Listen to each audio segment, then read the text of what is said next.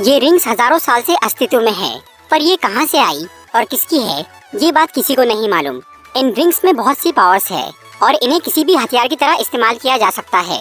इसके अलावा इन्हें पहनने वाले इंसान की उम्र भी नहीं बढ़ती, मतलब एक तरह से वो अमर बन जाता है। इन रिंग्स को सिर्फ वही इस्तेमाल कर सकता है जो कि बहुत ताकतवर और होशियार है। लगभग 1000 साल पहले ये रिंग्स वेनवू नाम के एक चाइनीज आदमी को मिली, और क्योंकि वेनवू उन रिंग्स के काबिल था, इसीलिए वो उसकी शक्ति का इस्तेमाल कर पाया। पर उसने इस ताकत का सही इस्तेमाल करने की बजाय इससे पूरी दुनिया पर कब्जा करना शुरू कर दिया। वेनवू ने अपनी एक आर्मी बनाई थी जिसका नाम था 10 रिंग्स। उसकी मदद से उसने सदियों तक पूरी दुनिया पर अपनी हुकूमत फैलाई, लेकिन बाद में उसका इस सब से दिल भर गया और अब उसे चमत्कारों और जादुई शक्तियों में दिलचस्पी आने लगी। इसीलिए वेनवू ने माइथोलॉजी की स्टडी करना शुरू किया। फिर 1996 में उसे टालो नाम की एक जगह के बारे में पता चला। टालो एक दूसरा डायमेंशन है जहाँ पर बहुत से रहस्यमय जानवर है और वो जगह जादुई शक्तियों से भरी है। वेनवू ने इस दुनिया में तो अपनी पकड़ काफी मजबूत कर ली थी और अब वो टालो पर भी कब्जा करना चाहता था। इसीलिए उसने उस जगह की काफी रिसर्च की। फिर एक दिन वो अपने कुछ साथियों के साथ टालो जाने के लिए निकल पड़ा। टालो का रास्ता एक जादुई जंगल के उस पार था।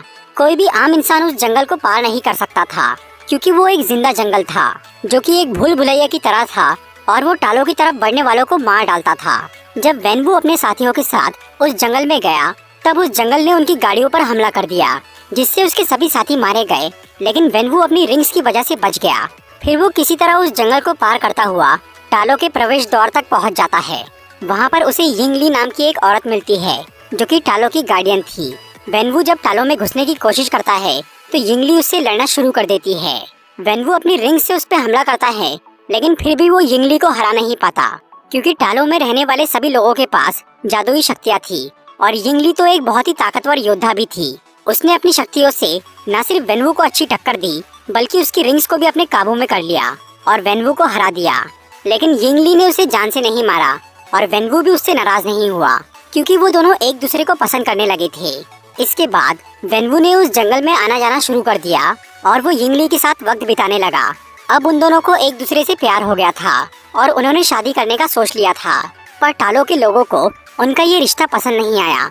यिंगली चाहती थी कि वो वेनवू के साथ टालो में ही रहे, लेकिन वहाँ के लोगों ने वेनवू की बुराइयों की वजह से उसे वहाँ आने नहीं दिया। इसीलिए यिंगली टालो को छोड़कर वेनवू के साथ चाइना चली गई और उसने उससे शादी कर ली।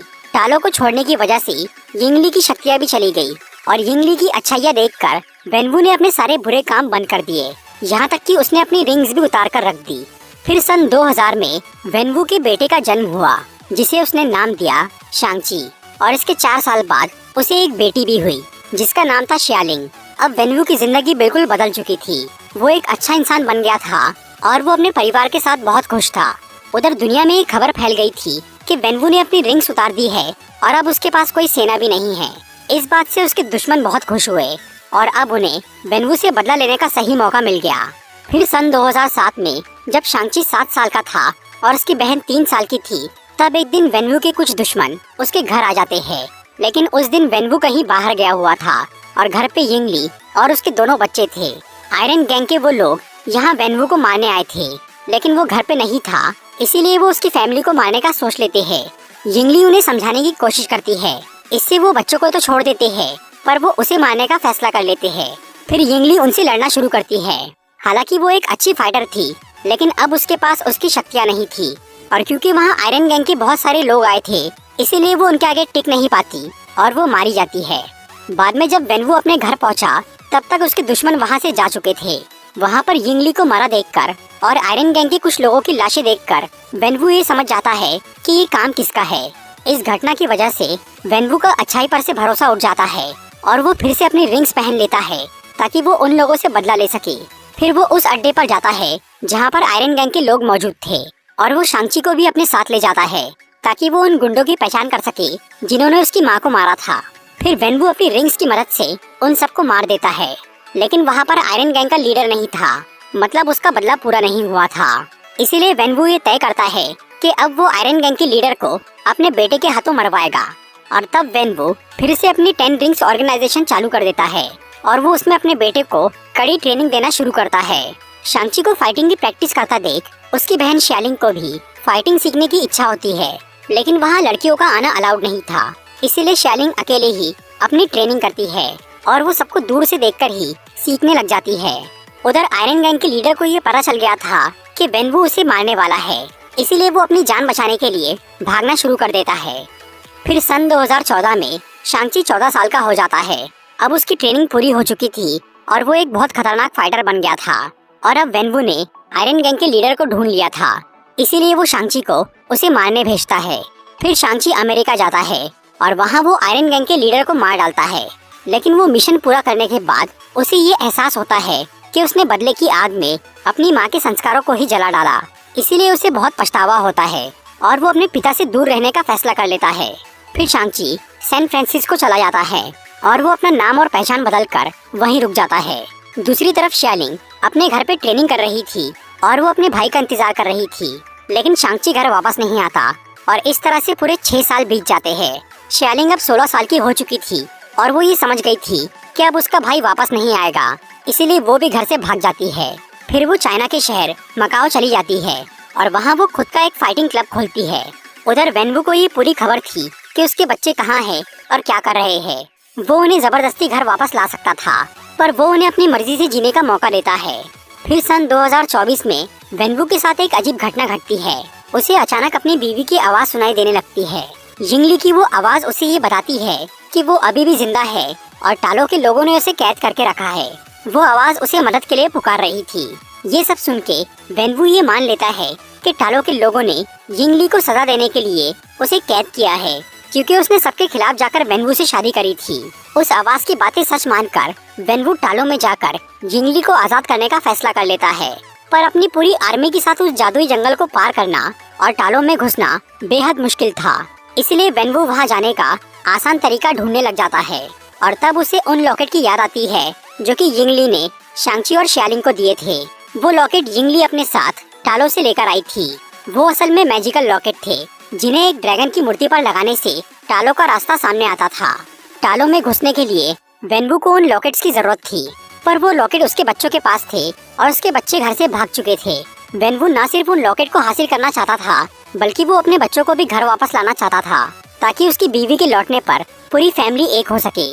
इसीलिए वो शांग-ची को शालिंग के नाम से एक पोस्ट कार्ड भेजता है और वो उस कार्ड में ऐसा लिखता है कि शालिंग उसे मकाओ में मिलने बुला रही है, ताकि शांग-ची भी मकाओ पहुंच जाए और वो वहां जाकर उन दोनों को घर वापस ला ले।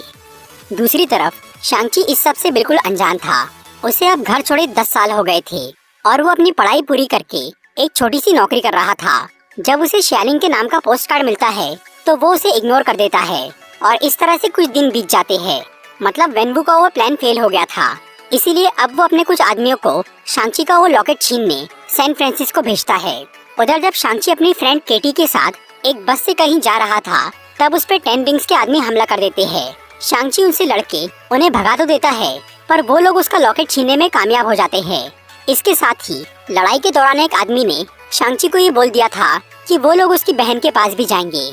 इसी वजह से शांग-ची मकाओ जाने का सोच लेता है, ताकि वो अपनी बहन को बचा सके। और यही वेनवू का नया प्लान था, शांग-ची को मकाओ लाने का। फिर जब शांग-ची मकाओ जाने लगता है तो उसकी फ्रेंड केटी भी उसके साथ वहाँ जाती है और तब शांग-ची केटी को अपनी पूरी असलियत बता देता है। फिर वो दोनों मकाओ पहुंचकर शालिंग के फाइट क्लब में जाते हैं और वहाँ जब शांग-ची अपनी बहन से मिलता है तो शालिंग पहले उस पर बहुत गुस्सा होती है, क्योंकि वो उसे अकेला छोड़कर घर से भाग गया था। बाद में जब शांग-ची अपनी बहन से उस पोस्ट कार्ड के बारे में पूछता है, तब उसे पता चलता है कि वो कार्ड शालिंग ने उसे नहीं भेजा था और तभी उस क्लब पर 10 रिंग्स के बहुत सारे आदमी हमला कर देते हैं। शांग-ची और शालिंग उनसे लड़ने की कोशिश करते हैं, लेकिन वो लोग शालिंग का लॉकेट छीन लेते हैं और तब वेनवू उनके सामने आता है और वो शांग-ची, केटी और शालिंग को वापस अपने घर लेकर चला जाता है। वहाँ वेनवू उन्हें ये बताता है कि उसे यिंगली की आवाज सुनाई दे रही है और वो उसे मदद के लिए पुकार रही है। फिर वो उन लॉकेट का इस्तेमाल करके टालो का जादुई नक्शा बनाता है और बोलता है कि टालो में जाने का वो खास रास्ता साल में सिर्फ एक बार एक फेस्टिवल के दिन खुलता है और वो फेस्टिवल 3 दिन बाद ही था। इसीलिए वेनवू ने ये तय किया था कि वो उस दिन अपनी फौज के साथ टालो में जाएगा और अगर वहाँ के लोगों ने उसका विरोध किया तो वो सबको मार देगा। शांग-ची को ये सब बातें बेकार लग रही थी कि उसकी माँ जिंदा है और कैद में है, इसीलिए वो अपने पिता को टालो में हमला करने से मना करता है। इससे वेनवू बहुत गुस्सा हो जाता है और वो शांग-ची, शालिंग और केटी को एक तहखाने में बंद कर देता है। उस तहखाने में उन्हें ट्रेवर स्लेटरी मिलता है। ट्रेवर वही एक्टर था जिसने कुछ साल पहले 10 रिंग्स का लीडर बनने की एक्टिंग की थी और ये बात वेनवू को पसंद नहीं आई थी। इसीलिए ट्रेवर के गिरफ्तार होने के बाद 10 रिंग्स के आदमी उसे चाइना लेकर चले गए थे ताकि वेनवू उसे मार सके। लेकिन जब उसे मारा जाने वाला था तब ट्रेवर ने अपनी एक्टिंग से 10 रिंग्स के लोगों का दिल जीत लिया। इस वजह से वेनवू ने उसकी जान बख्श दी और उसे अपने मनोरंजन के लिए वहीं रख लिया। जब शांची, शियालिंग और केटी उससे मिलते हैं तो ट्रेवर उन्हें अपने बारे में बताता है और वो उन्हें मॉरिस से मिलवाता है। मॉरिस टालो का एक जादुई प्राणी था जिसे वेनवू ने कुछ साल पहले टालो के बाहर के जंगल से उठाया था। उस तहखाने में रहते रहते मॉरिस और ट्रेवर दोस्त बन गए थे और ट्रेवर उसकी भाषा समझने लग गया था। जब मॉरिस शांची और शालिंग को देखता है तो वो समझ जाता है कि वो दोनों यिंगली के बच्चे हैं और उन्हें देखते ही उसे अपने घर की याद आती है। इसीलिए वो ट्रेवर को बोलता है कि वो टालो में जाने का एक खुफिया रास्ता जानता है। इसी दौरान शालिंग ने उस तहखाने से भागने का तरीका ढूंढ लिया था। इसीलिए वो सब वहाँ से निकल के टालो जाने का फैसला करते हैं ताकि वो वेनवू से पहले वहाँ पहुँच के सबको सावधान कर सके। फिर वो सब 10 रिंग्स के लोगों से बचते हुए वहाँ से भाग जाते हैं और वो उस जादुई जंगल के बाहर पहुँच जाते हैं। वहाँ मॉरिस उन्हें उस भूल भुलैया से निकलने का रास्ता बताता है और वो उस जंगल को पार करके टालो के अंदर पहुँच जाते हैं।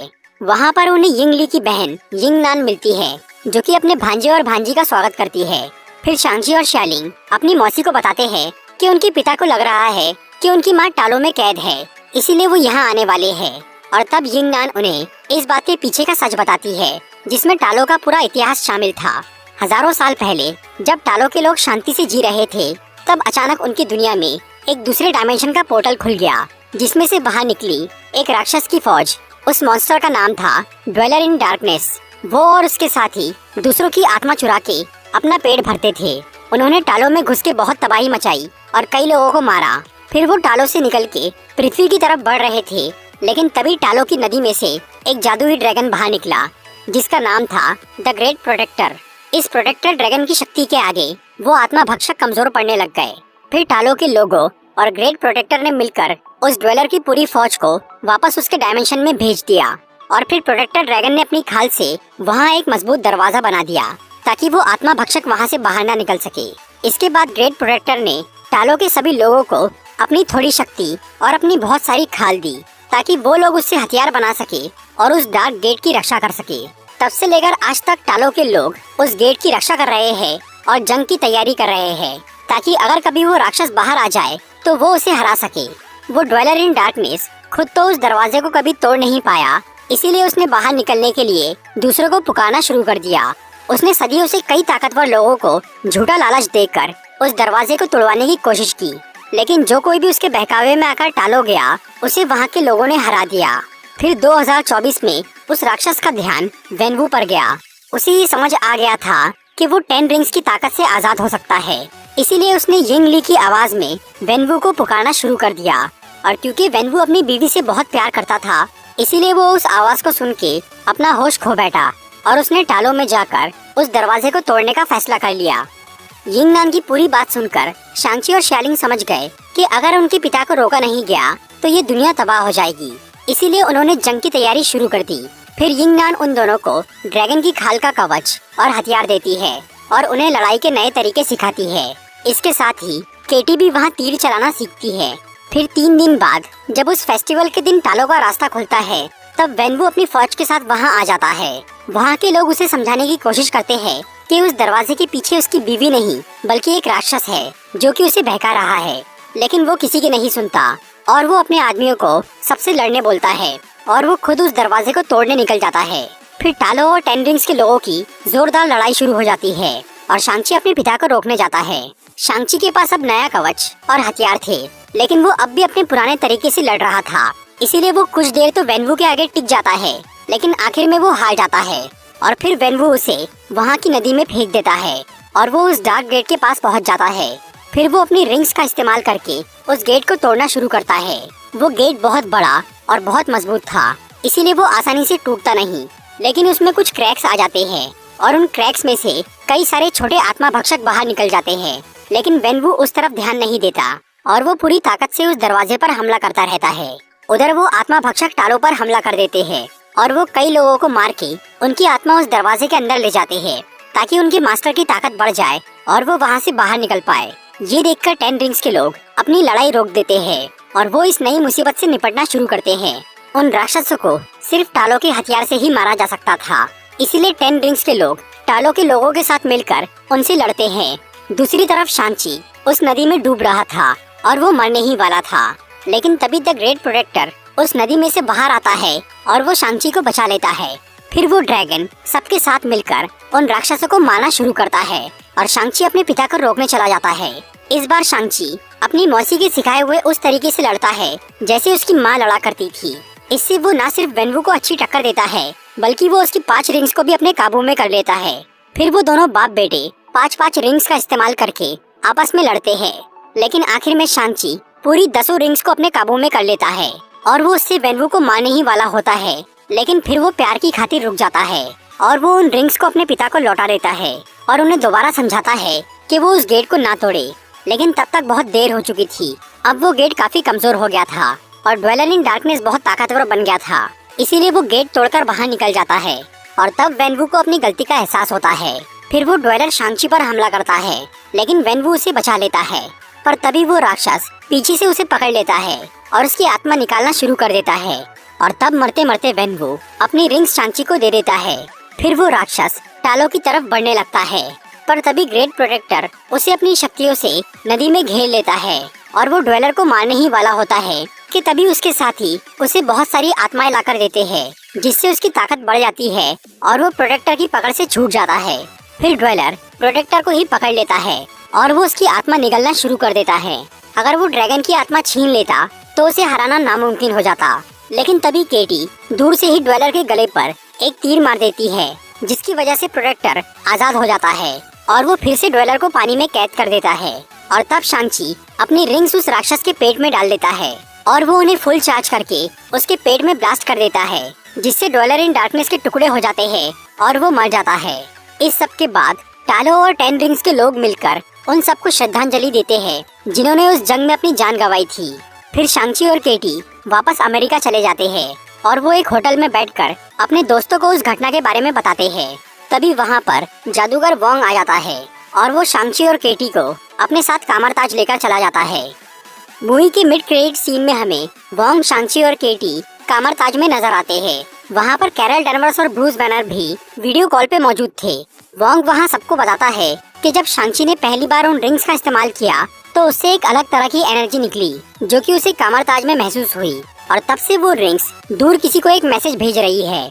उन रिंग्स को स्कैन करने पर ब्रूस और वोंग को ये पता चला कि वो कई हजार साल पुरानी हैं और उन रिंग्स के बारे में कहीं भी कोई जानकारी नहीं है। और क्योंकि अब वो पावरफुल रिंग्स शांची के पास थी, इसीलिए वोंग और ब्रूस बैनर उसे अपनी सुपर हीरो टीम का हिस्सा बना लेते हैं।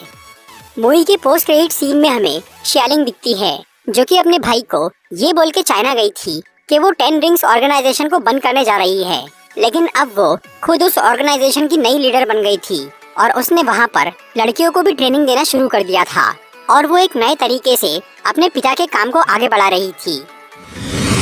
तो दोस्तों, ये थी शांची and the legend of the 10 rings movie की एक्सप्लेनेशन वीडियो।